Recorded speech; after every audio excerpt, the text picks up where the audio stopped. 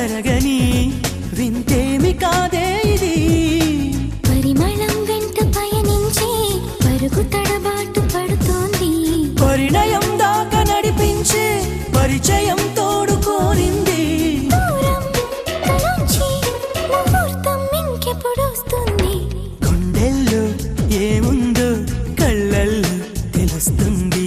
పెదవుల్లో ఈ మౌనం నీ పేరే పిలుస్తోంది. నిలవదు కథ హృదయం నువ్వు ఎదురుగా నిలబడితే. కదలదు కథ సమయం నీ అలికిడి వినకుంటే. కలవరమో తొలివరమో తెలియని తరుణమిది.